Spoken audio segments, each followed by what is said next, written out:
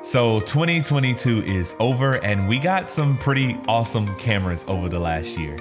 The camera scene has gotten kind of crazy competitive, and because of that, consumers are winning. Because of all of this competition, and in order to survive and thrive, I feel like you have to have a good mix of quality and value. And personally, I believe that the camera to beat in 2023 is right here. This is the FX30.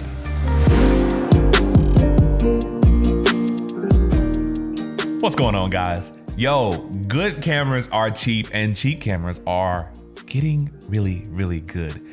And at the pinnacle of that, for my standpoint, the FX30 is doing an excellent job at stirring up the competition and pushing people to create something really, really excellent at a value point of under $2,000. For a beginner who is just starting out in the filmmaking aspect of it, you know, if you're really wanting to save up the money and trying to get something that's sub 2K, or if you already have a camera and you're wanting to push yourself towards more of just a filmmaking lifestyle, maybe stepping away from photography, I feel like this is going to be the obvious choice. Personally, Sony is making this really, really hard because I'm trying to be a very unbiased person.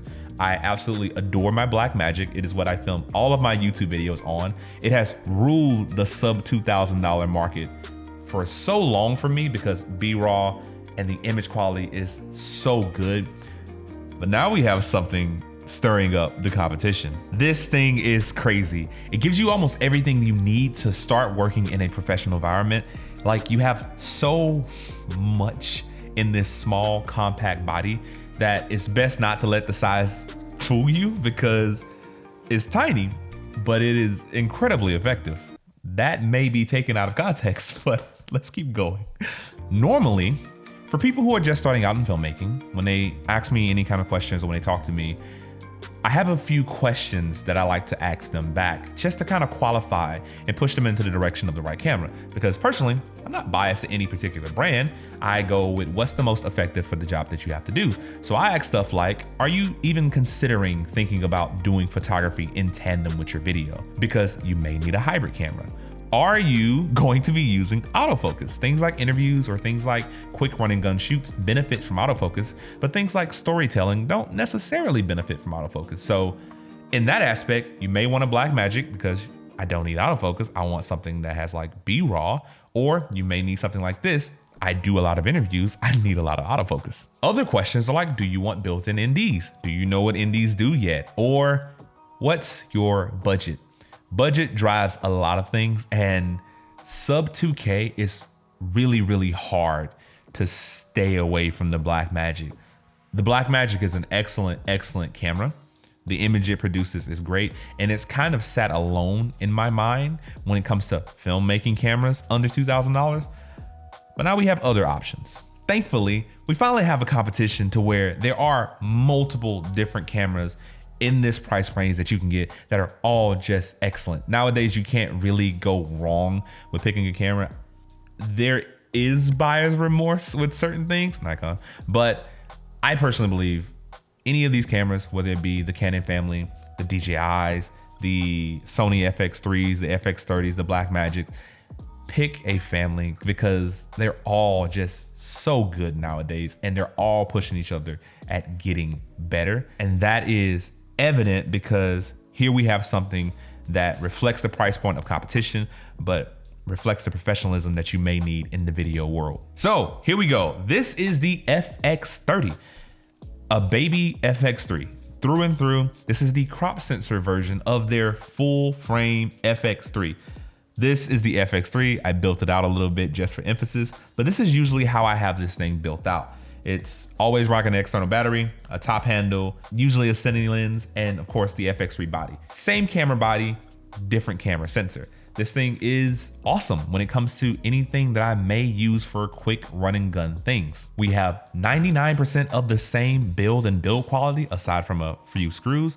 And of course, it just creates a crop censored beast. I absolutely love my FX3. If you haven't seen the previous videos of me talking about it, this thing is a dream. And of course, having a little brother or a little duplicate is really, really nice. So since I already own an FX3, this thing works as a perfect little companion.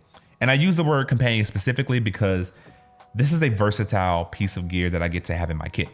If I need a third angle for my interviews, maybe like a behind the scenes looking angle or something that may be a little bit more obscure, this is perfect because it's basically the exact same camera, just crop sensor. So it mixes and matches with the FX3 flawlessly. And it's just a great thing to have with me. If I need a camera that can do behind the scenes stuff, this is what I'm rocking with. This is super simple. It's a super chill build out. And one of the things that stopped me from filming what I do is not having access to another camera to film what I do with ease. What I do with this thing is I usually keep it just like this. I actually pair it with the DJI mic set.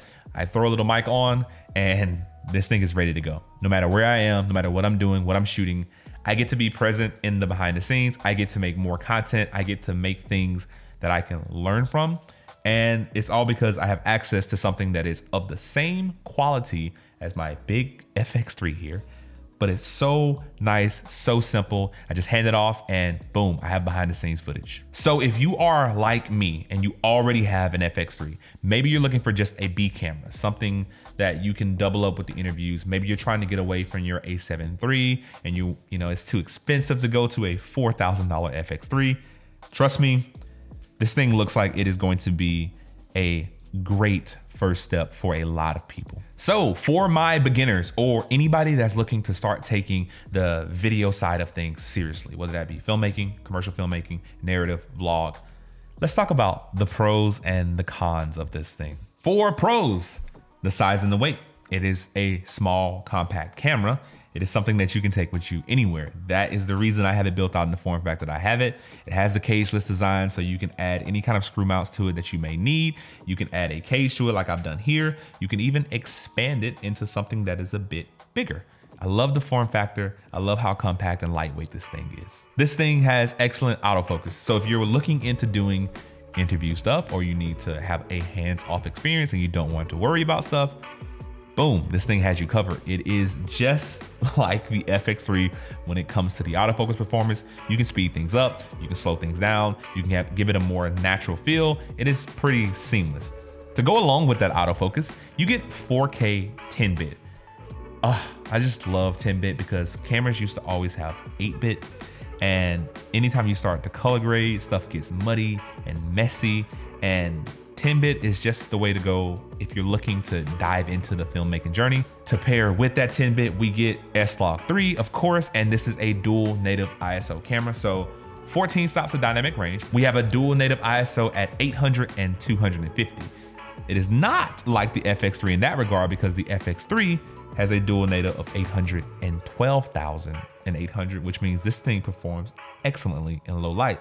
This is still a great low light camera, but crop sensor to full frame, this thing is going to let in so much more light and just handle it so much better. But this thing is still worlds ahead of most cameras that I use. You get a versatile top handle option. If you want to use XLRs, mic, dual channel input, you get that option, but you are not locked into that.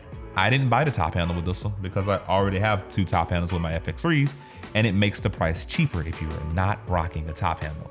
Excellent pro. You get awesome image stabilization. Sony has great image stabilization and even has an active image stabilization mode. So if you find yourself doing more handheld work, switching into active image stabilization, getting a little bit of a crop, but a lot of the benefits just works so well. You are getting a 6K sensor that is being downscaled to 4K, which means you are getting super sharp images out of that. It is now raining. I am so sorry if you can hear that, but I doubt you can.